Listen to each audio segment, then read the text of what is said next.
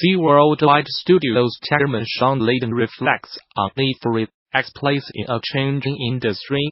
2019 marks the first year Sony has opted to skip E3, a move that, when announced late last year, prompted questions about the long-running trade show's role in an industry that has changed quite a bit in the event's 23-year run. Shawn Layden, SIE Worldwide Studios chairman and former SIE president and CEO, touched on Sony's decision to skip the show in a recent interview with CNET, essentially boiling the decision down to shifts in the game industry and world that have not necessarily been reflected in E3's structure just quite yet. When we decided to talk video games on offices back in 1995 during the PlayStation 1 era, E3 served two constituencies: retailers and journalists. Retailers would come in new, deals with the guy come in, and he had to say, "I am from Sears, and I handle Hot Wheels, Barbie, VHS, and video games. So what are you about?"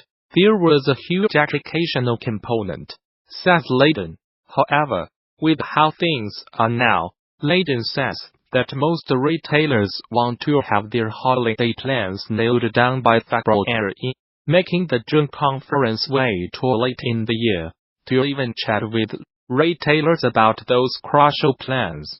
Sony's own shift in focus has also made the usual decision to make big announcements at a press conference ahead of the show impractical, since the company has made the decision to do fewer games bigger games over longer periods of time. Something Layden says does not jive well with this year's conference. For its own part, Sony is hosting a destination PlayStation event in February that will house its conversations with retailers and third-party partners about the company's plan for the coming year. There you had journalists who had magazines and let time and jockeying for a position on the cover, and there was no internet to speak of. Solid trade show at that time of year. This nascent industry was exactly what we needed to do, Layden tells CNET. And journalists now, with the internet and the fact that 24/7 there is game news, it's lost its impact around that. While E3 does not serve those original purposes for Sony, Layden, he is curious about ways to make the show relevant again, as a fan festival of gaming, a way to bring game developers and their players closer together. That next word a more consumer-focused event is already something E3's organizers have seemingly been considering themselves, since the event has started offering a limited number of badges to those outside of the game industry in the last couple years. Koo-Koo tasks players with guiding a group of birds through tuning hands and pulling weights on 3 cuckoo clocks. Through having to manage the mechanisms of all 3, players have to juggle several inputs to keep the birds on track. Nikita Westdorp of the Overtimers, developers of Koo-Koo, sat down with Gamasutra to talk about what drove them to create a controller out of a cuckoo clock, the challenges that come with turning clock mechanisms into inputs, and their work exploring inputs that just feel good. My name is Nikita Westdorp, and I am talking on behalf of the Overtimers. Our team consists of 5 members: Jasper Oprel Loes Banken, Kenner, Miles Cascas Pescador, and Nikita Westdorp. Of course, Oprel and Westdorp focused on the design of both the game itself and building the physical controller. Banken and PSCAD are doubly responsible for the art, and was responsible for our audio, while handling the programming with Oprel. We are all second-year games interaction students at the HKU, University of the Arts Utrecht. Most of us do not have any other experience with making games apart from the 1.5 years we spent at this school, except for her. who has been experimenting with lots of different game platforms and systems since his childhood. In Koo-Koo, you control a flock of mechanical birds with the mechanism of a cuckoo clock.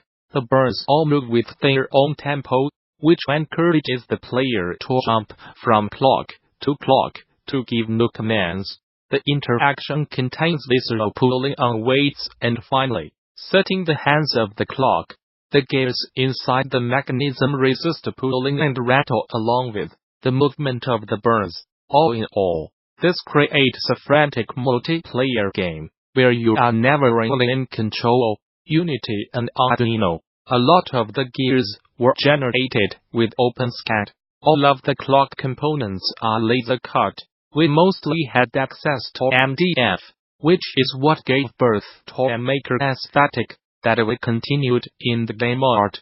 To collect the inputs, we used a laser module and a rotary encoder hooked to Arduino. We started working on the project very shortly before the submission deadline, and our design process was almost game jam-like. We started by brainstorming about interactions that just felt good, like squeezing a stress ball. We worked out 3 different prototypes in a couple of days, and presented our results to whoever would listen. One of these was Koo-Koo, born from one of April's childhood memories of an old cuckoo clock that would hang in his grandmother's living room.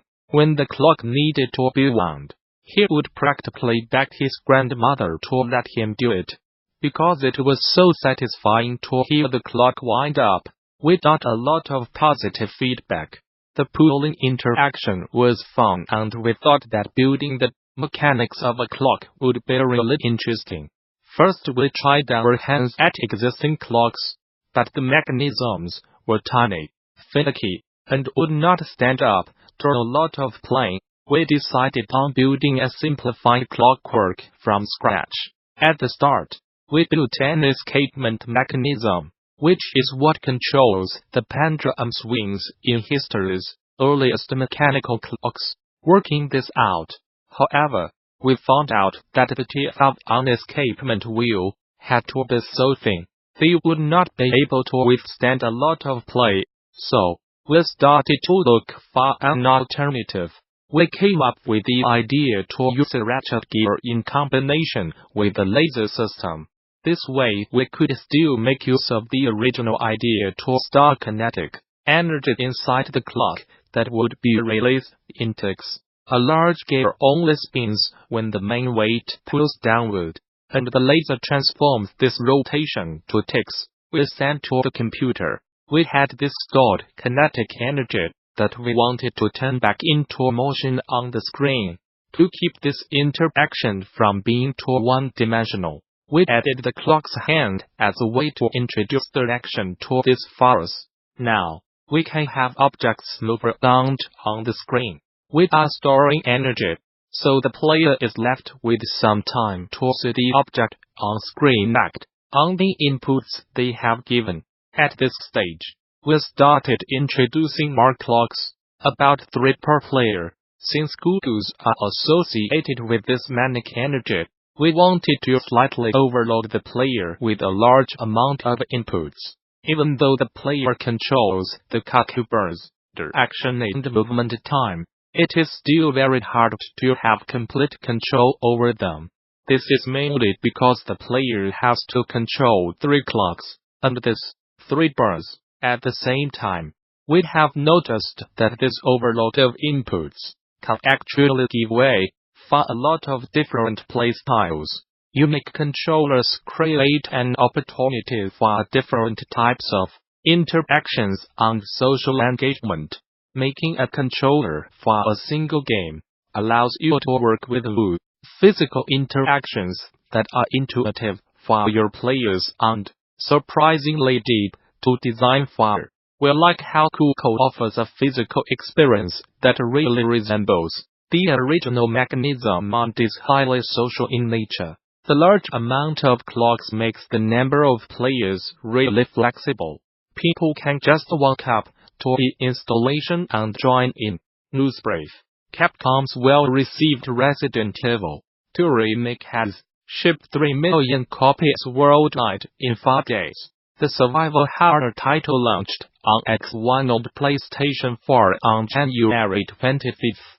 More than 20 years after the original hit shelves way back in 1996, that original release went on to achieve cumulative sales of 96 million units, making it the 4th best-selling game in the Resident Evil franchise. It remains to be seen whether the remake, which was built entirely from the ground up for current-gen machines, using Capcom's in-house Ray engine, initially created for Resident Evil 7, will surpass that total